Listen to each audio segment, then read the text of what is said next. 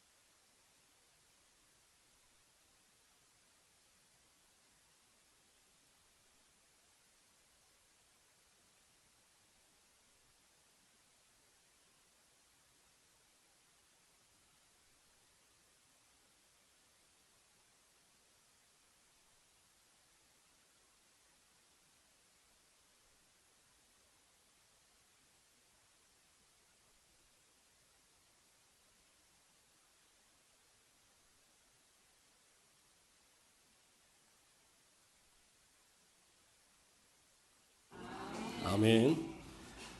오늘도 이 찬양을 통해서 하나님이 영광 받으신 줄 믿습니다. 우리 말씀을 보도록 하겠습니다. 오늘 말씀의 제목은 하나님의 얼굴입니다. 하나님의 얼굴. 지난주에는 우리 표의 두 번째 복음을 전하는 성도에 대해서 우리가 살펴봤고요.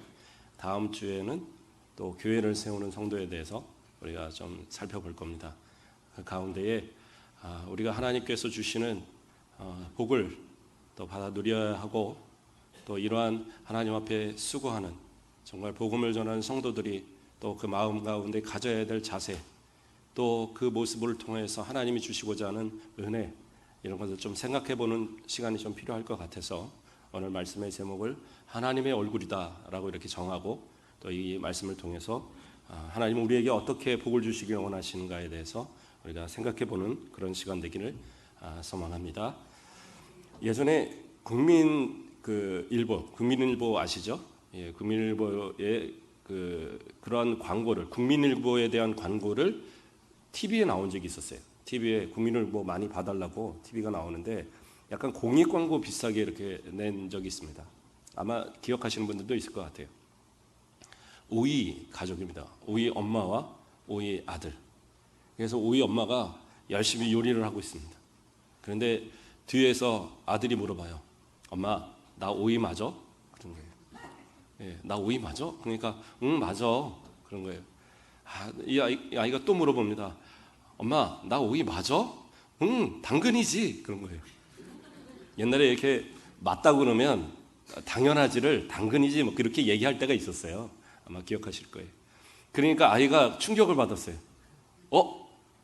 당근?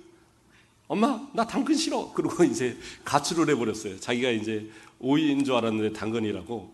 그래갖고는 이렇게 집을 가출을 한 겁니다. 그러니까 엄마가 찾다 못 찾겠는 거예요. 그래서 국민일보에다가 신문을 냈어요. 아들아 돌아와라. 예, 오이야, 너는 오이다 이러면서 그런 장면이 있었습니다. 누가 봐도 오이의 아들은 오이죠. 그렇지 않겠어요?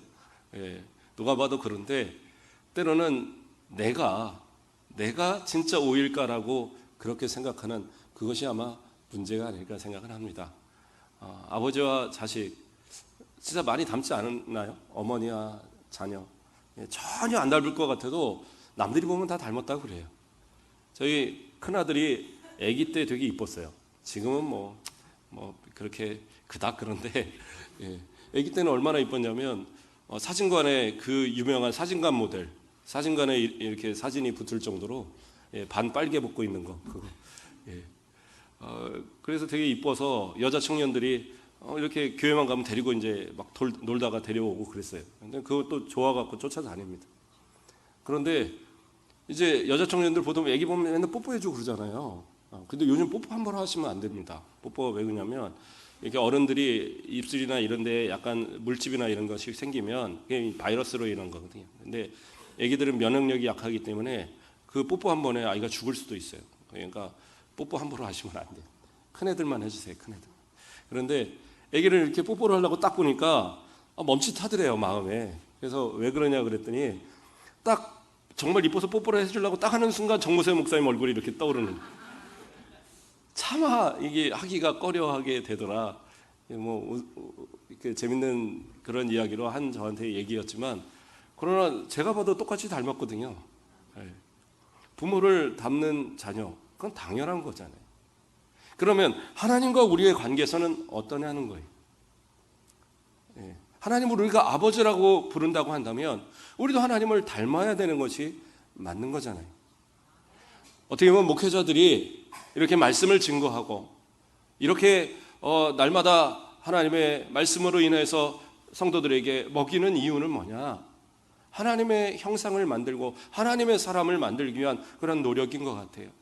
그래서 우리 성도들의 모습 가운데 하나님의 얼굴들이 막 나타나고 하나님의 형상들이 막 나타날 때 그것을 보면서 정말 잘 크고 있구나, 하나님의 은혜로 잘 크고 있구나, 이런 어떤 뿌듯함을 좀 느끼게 되지 않는가 생각을 해봅니다.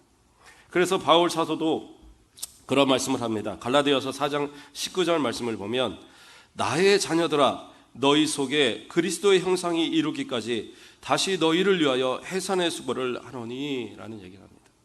그러니까 바울 사도도 복음을 전하고 말씀을 통해서 가르치는 이유는 뭐냐? 그 모습에서 그리스도의 형상이 이루어지기를 원한다라는 거예요. 그리스도의 형상. 다시 말해서 하나님의 형상. 그리스도의 형상이 우리의 모습 가운데 나타나기를 간절히 원하는 마음으로 말씀을 전하고 가르치는 거예요. 근데 그것을 뭐라고 표현하느냐? 해산의 수고다라고 얘기하고 있어요. 저는 해산의 수고는 잘 모릅니다. 그냥 아기는 쉽게 낳는 줄 알아요. 왜냐하면 이 말 하지 말라 그랬는데 저희 아내가 아기를 참 쉽게 납니다. 네. 그래서 목사님 그게 말이나 돼요? 네. 아니 제가 처음 이제 우리 요한이를 낳을 때, 큰애를 낳을 때 병원을 쫓아갔습니다. 병원을 쫓아갔는데 아무래도 진통이 안 온다고 가서 밥 먹고 와 그러더라고요. 그래갖고 밥을 가서 열심히 먹는데 갑자기 전화가 왔어요. 야 이 자식아 빨리, 아니 야 이 자식은 안 했고요. 예. 밥을 무슨 1시간이나 먹냐고 빨리 오라고 막 그러더라고요. 그래서 쫓아갔어요. 그랬더니 이제 그때 이제 그 분만실로 이렇게 가더라고요. 근데 소리가 악 소리가 한 2번 나요. 그래서 여보 힘드는구나 하고 막 여보 하려고 하는데 조용하다가 갑자기 응애 소리가 나는 거예요. 그게 아기가 태어나더라고요. 그래도 뭐 그 과정이 한 30분 걸렸어요. 그래서 30분 동안 진통을 했구나 그랬더니 저희 아내가 소리만 지르면 아기를 낳는 줄 알았대요. 영화나 드라마에서 맨날 소리 지르니까. 그러니까 의사가 소리 지르면 안 돼요. 힘을 줘야지. 그래서 알려주더래요. 그래서 힘을 주니까 한 번에 낳대요. 예. 그래서 이젠 방법을 알겠다는 거예요. 2번째 아기를 낳을 때 우리 새벽에 이제 병원을 쫓아갔습니다. 병원을 찾아갔는데 의사가 없잖아요. 간호사가 그러는 거예요. 간호사가 의사 올 때까지 20분만 참으면 안 될까요? 그랬더니 저희 아내가 참기를 뭐 참아 그러더니 옆에 있는 커튼을 확 당기면서 났어요. 그래서 이제 저하고 둘이서 간호사하고 다 처리하고. 3번째는 이제 날짜가 저희 이제 뭐 주일하고 겹쳤던가 뭐 이렇게 하여튼 교회 행사하고 겹쳤어요. 그래갖고 그때까지 이제 지나면 안 되겠더라고요. 그래갖고 그 예정일 날 딱 가서 그 유도분만을 해달라고 부탁을 했어요. 이제 그래서 이제 유도분만을 하려고 이제 하고 딱 있는데 아직 이제 의사가 때가 안 됐다는 거예요. 그래서 그러냐고. 그런데 이제 저희 아내가 느낌을 아나 봐요. 이제 때가 됐어 그러는 거예요. 그래갖고 이제 간호사를 불렀더니 간호사들이 안 와요. 그러니까 조금 있다가 진짜 때가 됐어 그러는 거예요. 그래갖고 가서 이제 제가 의사가 보이길래 의사 빨리 오시라고 그래서 딱 봤더니 의사가 하는 말이 아직 안 됐어요 그러는 거예요. 그래서 우리 아내가 됐어요 그러는 거예요. 그러니까 의사가 그러면 뭐 힘 한번 줘보시겠어요? 그러니까 저희 아내가 힘 한번 줄까요? 그러고 딱 잠깐 간호사 막 부르고 난리가 났어요. 그러면서 그래서 그냥 낳았어요. 그래서 아기를 낳는 거는 자기는 10명도 낳겠대요. 키우는 게 문제지. 이 얘기 하지 말라 그랬는데. 자, 그래도 어렵죠. 해산이라는 게 뭐 아무리 빨리 낳건 적게 낳건 어떤 분들은 24시간을 꼬박 정말 온 얼굴이 다 핏줄이 터져서 시커멓게 될 정도로 그렇게 힘을 줘서 낳는 분도 있고 또 뭐 해산의 수고가 단순히 그날 해산하는 것만 수고입니까? 그 아이를 10달을 놓고 이거 뭐 아파도 감기약 하나를 못 먹고 그렇죠? 그리고 이것을 버텨내서 10달을 참아야지 낳는 것이 얘기인데 그 해산의 수고를 저는 잘 모르지만 바울 사도가 이야기하기를 나는 아이를 낳는 그 심정으로 성도들을 그리스도의 형상 만들기 위해서 그렇게 노력한다라고 이야기하고 있는 거예요. 그렇게 증거되어지는 하나님의 말씀, 그러한 말씀이라면 우리 성도님들도 지금처럼 아멘 하시는 것이 맞는 것 같습니다. 저는 솔직히 그런 생각을 해봅니다. 제가 말씀을 무슨 그렇게 잘 증거하거나 그러한 모습은 아니죠. 부족하고 많이 부족하지만 저 자신도 하나님의 말씀을 들을 때 만약에 우리 전사님이 이 앞에서 설교를 한다고 해도 저는 아멘 할 겁니다. 왜냐? 하나님의 말씀이 전해지는 거잖아요. 그렇다고 한다면 그 말씀이 어떤 말씀이든 이 성경에 기록되어 있는 한은 그 말씀이 증거될 때에 또 그 말씀을 전하는 이가 마음에 정말로 그것을 가지고 열심히 연구하고 또 마음에 여러 가지 기도하면서 이것을 만들어내고 그래서 전하는 설교라고 한다면 아멘하는 것이 맞는 것 같아요. 그것이 어떤 말씀일지라도 아멘해서 받을 때에 그때 내게 복이 되는 거예요. 어떤 경우는 그런 얘기도 할 겁니다. 그 말씀이 내게 은혜가 돼야지 아멘하는 거죠. 내게 맞아야지 아멘할 거 아닙니까? 그런데 어떤 분은 아멘한다니까요. 어떤 분은 그 말씀이 오늘 너무 은혜됐다라고 얘기를 하는 거예요. 어떤 분은 정말 오늘 아닌 것 같아요 라고 할 수도 있어요. 똑같다고 한다면 이왕이면 아멘하는 쪽을 택하십시오. 그게 옳은 것 같아요. 신명기 27장에 보면 모세가 백성들한테 부탁을 했죠. 지난번에도 한번 얘기한 것 같은데 너희가 가나안 땅에 들어가면 여호수아한테 에발산과 그림신산이 있는데 한쪽에는 반을 이렇게 지파들을 나눠놓고 거기서 그림산에서는 축복을 하고 에발산에서는 저주를 하고 그리고 온 백성은 뭐 하라고 하냐면 아멘하라고 얘기를 하고 있어요. 그러니까 축복의 말씀에만 아멘하라는 것이 아니라 저주의 말씀에도 아멘하라는 거예요. 왜? 그 저주라는 건 뭐예요? 너희가 이렇게 행동하지 말라는 거예요. 행동하면 너희가 저주받는다는 거예요. 그런데 어떻게 해요? 너희가 순종하면 어떻게 해요? 축복받는 거예요. 그래서 말씀에 자꾸 편식하지 마세요. 어떤 TV 딱 틀어놓으면 기독교 방송 틀어놓으면 좋은 말씀 되게 많잖아요. 그러니까 딱 듣다가 이거 아닌 것 같은데 그러면 또 C3로 넘겼다. 이거 아닌 것 같은데 그러면 CTS로 넘겼다가 이것도 아닌 것 같은데 그러면 또 CBS로 넘겼다. 그러지 마시고 하나님의 말씀을 들을 때는 그 말씀이 내게 때로는 쓸지라도 그래 오늘 쓴 약을 내게 먹이시나 보다 하고 받으시면 되는 거예요. 특히 교회에서는 담임 목사님이 그래요. 항상 좋은 말씀만 할 수는 없어요. 때로는 내 마음에 거리끼는 말씀도 하게 된단 말이에요.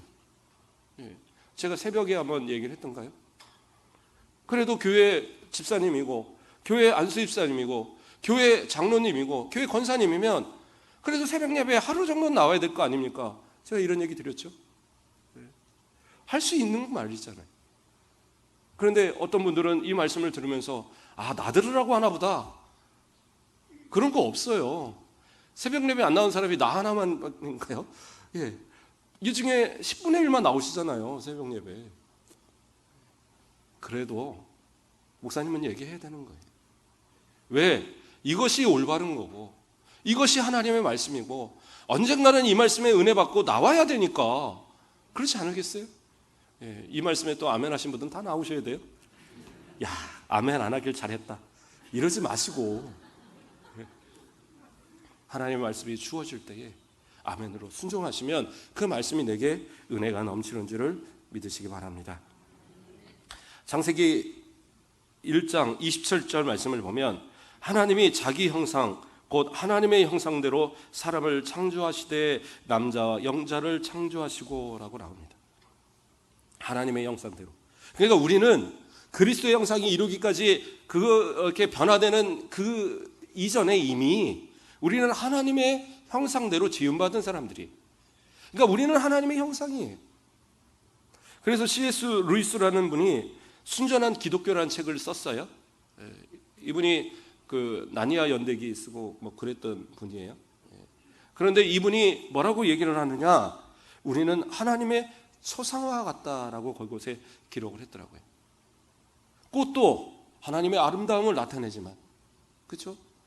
바다도 하나님의 그런 어떤 광대함을 나타내지만, 저 우주도 하나님의 아주 그 크신 그것을 나타내지만, 하나님의 형상을 가장 완벽하게 나타내는 그러한 초상화는 누구냐? 우리라는 거예요, 우리. 그런데 우리는 좀 만족 못 하잖아요. 코가 조금 더 해서 가서 의학의 힘을 빌리고. 어느 날 교회를 어떤 분들이 아직까지는 우리 교회는 그러지 않았으니까 제가 얘기하는 겁니다. 한 3주를 교회를 안 나와요. 그래서 왜 그러냐고 연락하면 대답을 안 해요. 그러면 구역장님이 몰려와서 자기 거기. 그게 뭐예요? 그러면 여기. 여기 막 그래요. 그게 뭔가 하고 오면은 뭔가 달라졌어요. 코가 오똑해지고 눈이 어떠해지고. 그런데 그걸 모른 채 하면 또 안 된대요. 아는 채를 해드려야 된대요. 이뻐지셨네요. 꼭 그래야 된다는 거예요. 그래서 알겠습니다. 그럼 인사할 때 또 이뻐지셨습니다. 물론 의학의 힘을 빌리는 거 전 괜찮다고 봐요. 예, 이뻐진다는 거 얼마나 좋습니까? 나중에 연세 들어서 우리 권사님들만큼 이렇게 노권사님들만큼 나이 들어서 그때 가서 눈 찢어봐야 무슨 의미가 있겠어요? 그때 가서 코 세워봐야 무슨 의미가 있습니까?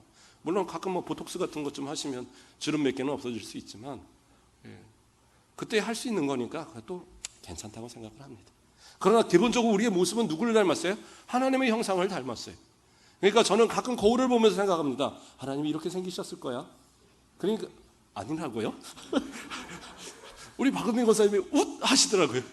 순간 당황했습니다. 예, 저 하나님의 형상 닮았어요.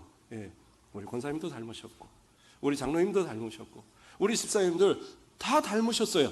그러므로 거울 보실 때 당당하게 보시면서 하나님, 오늘도 하나님의 형상을 보며 이 아침을 시작합니다.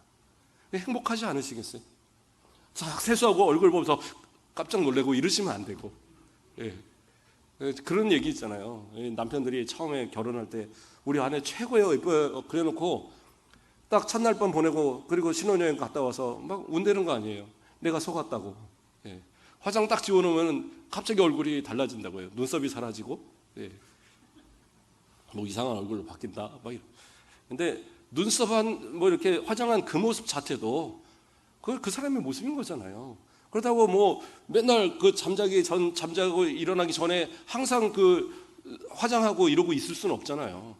그러니까 이것이 내게 은혜다 생각하고 남편들도 포기하고 사셔야 돼요. 자꾸 남편들이 포기 못하니까 가서 자꾸 얼굴에 칼을 대는 거잖아요. 우리 아내가 최고다 자꾸 얘기하세요. 예, 쌍꺼풀이 없어도 이 쌍꺼풀 없는 모습이 나긴 최고다. 그러면 절대 안 한단 말이에요. 근데 가서 자꾸 뭐라고 하니까 가서 이게 하고 오잖아요. 제가 말씀드리는 것은 다른 게 아니에요. 우리가 하나님의 형상이다라는 거예요. 우리가 하나님의 형상이라고 할 때 뭐 학자들은 얘기합니다. 지정의 내적인 면이 하나님의 형상을 닮았을 것이다. 그런데 성경은 그렇게 쓰이지 않아요. 하나님 분명히 얘기하십니다. 우리가 우리의 형상대로 사람을 만들자라고 얘기합니다. 그러면 저는 그 전인격적인 모든 모습이 다 하나님을 닮았다고 생각합니다. 물론 하나님은 영이시기 때문에 눈이 있고 코가 있고 이런 건 아니에요.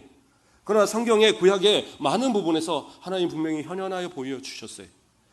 대표적인 예로 예수님이 하나님이시잖아요. 성자 하나님이시잖아요. 그 형상 닮아 우리가 만들어졌다라 생각한다면 내 모습에 좀 더 만족하고 감사하고 하나님께 영광 돌릴 수 있는 그런 모습이 아닐까 생각을 합니다. 그렇게 우리를 하나님의 형상대로 만드셨는데도 불구하고 왜 우리는 우리 안에 있는 하나님을 발견하지 못합니까? 왜 우리의 모습 속에 만족하지 못하고 왜 우리 안에 계신 그 하나님과 교제하지 못합니까? 이유가 뭘까요? 죄악이 우리를 가렸기 때문이라는 사실입니다. 죄가 우리를 가렸어요. 저희는 예수님의 이름으로 다 용서함 받고 깨끗하게 되었는데요. 문제는 그런데도 죄 가운데 살고 있잖아요. 죽음이 오는 그 순간까지 그것을 뛰어넘기 전까지는 우리는 이 땅에서 살아갈 수밖에 없어요. 그래서 또 죄짓고 또 죄짓고 그래서 주일날이 오면 또 와서 또 회개하고 목사님 말씀 들으면서 내 죄요 하면서 또 회개하고 그런 거 아니겠어요?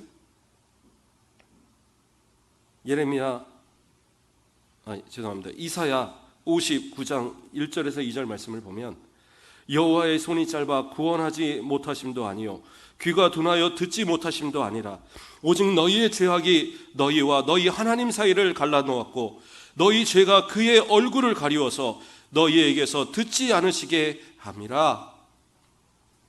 하나님의 형상대로 지음받은 우림에도 불구하고 죄악이 우리의 눈을 가리고 죄악이 우리의 모습을 가려서 더 이상 하나님을 볼 수 없도록 그렇게 만들었다는 거예요. 하나님의 손이 짧아서 우리를 이렇게 만지지 못하시는 것도 아니고 하나님의 능력이 없어서 우리를 볼 수 있도록 만들지 않으시는 것도 아니라는 거예요.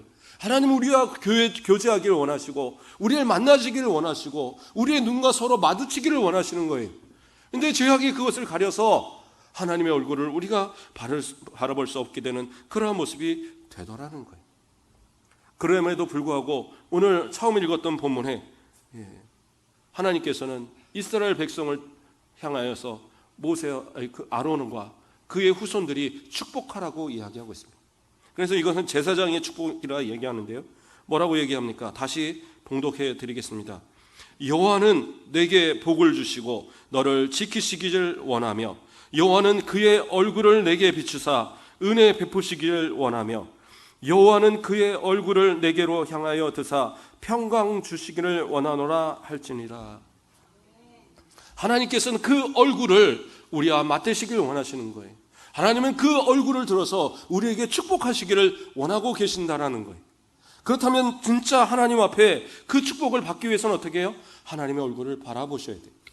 하나님의 얼굴과 서로 마주치셔야 돼요. 그 하나님을 항상 바라보고 그 하나님을 기억하고 언제나 하나님이 주시는 그 은혜 가운데 살아야 되는 거예요. 그런데 그 얼굴을 하나님이 내게서 만약에 가리신다.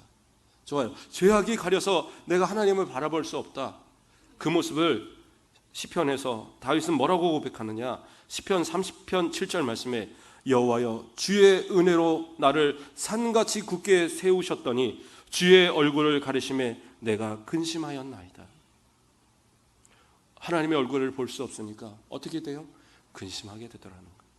하나님 함께 하심을 느꼈을 때는 산같이 내가 섰다라는 거예요. 무엇이라도 할 수 있었을 것 같아요. 근데 죄악이 내 눈을 가리고 이제 하나님이 가려서 보이지 않으니까 어떻게 해요? 근심하게 되었다. 어떤 분들은 그런 얘기를 합니다. 나는 자수성가했어. 나는 그냥 우리 부모도 재산도 안 넘겨주고 나는 뭐 그 도와준 사람도 없고 그냥 나는 열심히 내가 노력해서 이렇게 된 거야. 근데 그런 건 없어요. 누군가의 도움이 있었죠. 내가 배울 수 있도록, 또 내가 일할 수 있도록, 내가 사업할 때 돈 떼먹지 않도록 다 이렇게 도와주시니까 그러한 어떤 가운데 승리하고 그렇게 성공할 수 있는 그런 모습이 되어져요. 그런데 더 중요한 건 뭐예요? 그 배경에 누가 있어요? 우리 하나님이 계신 거예요. 하나님이 도와주셔서 그 모든 어려움과 그 모든 환난에서 건져주셨기 때문에 지금의 모습이 된 거예요. 그러므로 나 혼자 된 일이 아니라니까요. 그런데 나 혼자 됐다고 생각을 하니까 하나님을 못 보는 거잖아요. 나 혼자 됐다고 하니까 그냥 진짜 자기밖에 모르고 사는 거예요. 그래서 어떤 분은 집이 한 30평 될 때까지는 교회 다녔는데 50평 될 때부터 교회 안 다녔다는 거예요. 그리고 죄 짓고 사는 거예요. 교회 다니는 사람 미련해 보이고, 그리고 주일날이면 골프 치러 다니고 해외여행 다니고, 그러면서 교회를 안 나가다가 그 100억 되는 그 재산 다 날리고 나니까 그때 가서 하나님이 보이더라는 거예요. 내가 다시 하나님께 돌아가야지. 그 사람한테는 돈도 축복이 아니었던 거예요. 다 잃고 나니까 그때 하나님이 보이는 거예요. 그러면 그 다음 믿음을 회복해야 되는데 그 믿음을 잘 회복하지 못하더라고요. 하나님 앞에서 내가 이뤘다고 생각하지 마세요.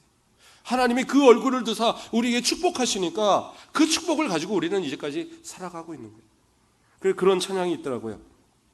계신 주님이란 찬양. 저는 이 찬양 참 좋아하는데 제가 한번 찬양해 드리겠습니다. 나의 앞에 계신 주님, 나의 눈동자에 수 있게 하소서. 나의 머리 위에 계신 주님, 나의 머리 들어 주 바라보게 하소서. 나의 좌우 옆에 계신 주님, 나와 동행하시는 주 알게 하소서. 나의 뒤에 계신 주님, 나를 안으시며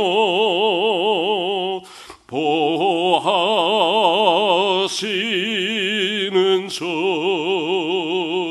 의지하게 하소서. 아멘. 시편 27편 8편에 다윗은 또 고백합니다. 너희는 내 얼굴을 찾으라 하실 때에 내가 마음으로 주께 말하되 여호와여 내가 주의 얼굴을 찾으리이다 하였나이다. 주님의 얼굴을 찾으십시오. 주님은 지금도 우리와 함께 하고 계십니다. 나의 앞에 계시고요, 나의 뒤에서 나를 안아주시고요, 나의 이외에 계시고요, 나의 옆에 동행하고 계십니다. 눈만 조금 돌리면 그 하나님을 발견할 수 있어요. 눈만 좀 돌리면 나를 어루만지시는 주님을 발견할 수 있어요. 조금만 느껴보면 나를 안고 계시는 그 주님의 그 따뜻함을 느낄 수 있다니까요. 그 하나님을 찾으시길 바랍니다. 예레미야 29장 11절에서 13절 말씀, 여호와의 말씀이니라. 너희를 향한 나의 생각을 내가 아나니 평안이요 제약이 아니니라. 너희에게 미래와 희망을 주는 것이니라. 너희가 내게 부르짖으며 내게 와서 기도하면 내가 너희들의 기도를 들을 것이요, 너희가 온 마음으로 나를 구하면 나를 찾을 것이요 나를 만나리라. 주님께서 분명하게 약속하셨습니다. 찾으면 만나 주십니다. 그 하나님을 만나서 좀 대면하면 얼마나 좋을까요? 저 영원한 천국에서는 분명히 만나겠죠. 그렇게 사모하는 주님을, 사모하는 우리 하나님을, 아버지를 만났을 때 그 하나님 어떻게 하시겠어요? 어루만져 주시면서 정말 잘 하면서 그동안 어떻게 지냈느냐, 어떻게 살았느냐. 그 기독교인들이 이렇게 만드는 웹툰 이런 거 있어요. 그런 걸 보면 제가 예전에 한번 봤던 기억이 납니다.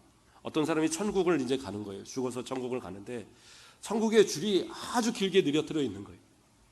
근데 1시간은 지나도 2시간이 지나도 때로는 하루가 지났는데도 이틀이 지났는데도 줄이 안 주는 거예요. 조금씩밖에 안 주는 거예요. 그러니까 이 사람이 좀 짜증이 난 거예요. 그 앞에 사람한테 물어보는 거예요.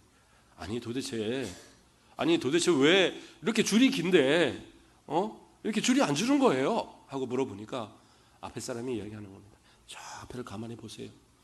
그리고 가만히 천국 문 앞을 보니까 예수님이 그 문 앞에서 한 사람을 붙들고 한참을 얘기하시는 거예요.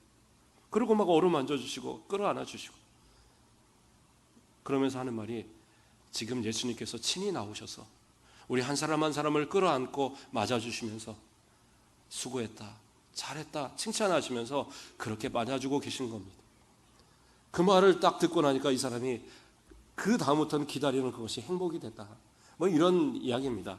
가상으로 만들어낸 이야기지만 아마 주님 그러실 것 같아요. 우리의 얼굴을 맞대고 바라보실 때 우리를 끌어안아 주시고 잘했다 얘기하시며 얼마나 힘들었느냐, 얼마나 수고했느냐 그러면서 우리를 얼마나 기뻐하시겠어요. 이 땅을 살아가면서도 우리는 주님의 얼굴을 바라보길 바랍니다. 주님은요, 우리를 그저 어떤 도구로, 그저 우리를 하나의 어떤 이 자리를 채우는 그냥 하나의 그러한 존재로 생각하시는 것이 아니에요. 하나님은 우리를 그 하나의 모습을, 하나님의 형상되어진 하나님의 자녀를 만나시기를 원하고 계시는 거예요. 이엠 바운즈라는 사람이 기도의 능력이라는 책을 썼는데요, 거기서 그런 얘기를 합니다. 교회는 더 나은 방법을 찾고 있지만 하나님은 더 나은 사람을 찾고 계신다. 하나님은 사람을 찾고 계신 거예요.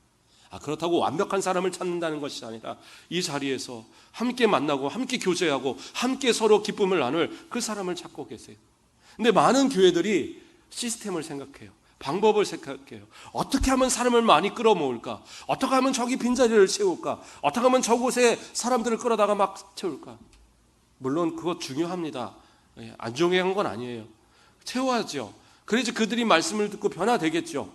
근데 중요한 것은 뭐예요? 하나님은 사람을 찾으시는 거예요. 그 한 사람을 찾기 원하시지 교회가 그런 방법을 찾기보다는 그 한 사람 한 영혼 그 살리는 일에, 그래서 목회자도 항상 그 한 영혼을 바라보는 겁니다. 한 사람을 바라보는 거예요. 내가 어느 날 교회를 빠졌다, 목사님이 전화 온다, 부담스러워하지 마세요. 전화를 하시는 거 기뻐하십시오. 그리고 때로는 전화 왜 빼먹었지? 일이 있어서 안 했을 거예요. 그렇게 생각하시면 됩니다. 서운해하지 마세요. 그러나 목회자의 마음엔 다 들어있어요. 그렇죠? 제가 주중에 우리 집사님 전화해야지, 학교에서 무슨 일이 있어서 못 왔다고 그랬는데 전화해야지 마음을 먹고 있었거든요. 근데 갑자기 목요일 날 새벽에 저희 그 작은아버지가 돌아가셔서 어제까지 장례 치르느라고 겨를이 없었어요. 이해하십시오. 내가 빠졌는데 다른 집사님은 전화했다더니 나한테는 전화를 안 하다니 서운해하지 마세요. 하나님께서 나를 통해서 우리 이 부족한 종을 통해서 우리 성도들을 사랑하고 계신 거예요. 그러면 그냥 받으시면 됩니다. 그리고 혹시 놓칠 수 있어요. 그렇다고 해서 마음이 없다라는 것은 아니니까 믿어주시면 되고요. 그 하나님께서 지금도 여러분을 찾고 계신 거예요. 나의 모습을 찾고 계신 거예요. 그래서 이 자리를 채워넣어 주신 거예요. 그러면 감사함으로 어떤 말씀인데 아멘 하시고, 또 교회에서 어떤 것이 주어지는지 충성하시고, 성가가 되었든 교사가 됐든 정말 내가 하나님 앞에 충성해야 될 것들을 찾으면서 내가 축복의 사람 되어져서 하나님의 얼굴을 정말 대면하면서 받는 것 같은 그런 축복을 받아 누리는 그러한 사람 되어져야 한다는 사실입니다.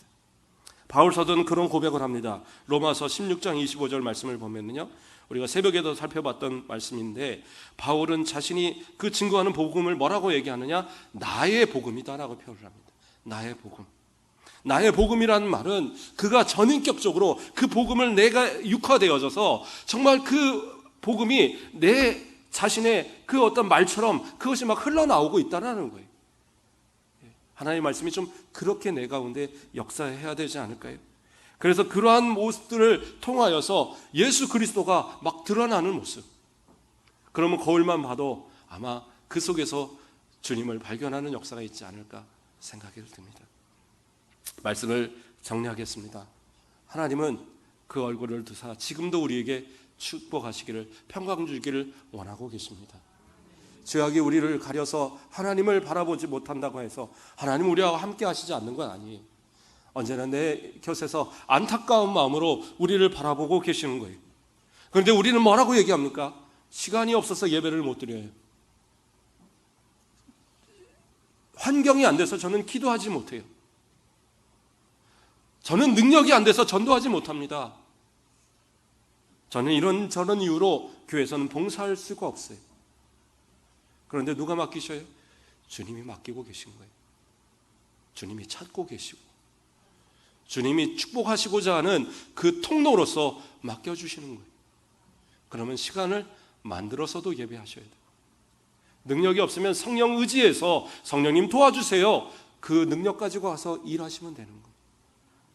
오늘 하나님께서 약속하신 이 축복이 그 얼굴을 우리에게 보이사 그 하나님께서 주시고자 하는 그 은혜의 축복이 우리 각 사람에게 임하시는 귀한 역사가 있기를 주님의 이름으로 축복합니다. 기도하겠습니다.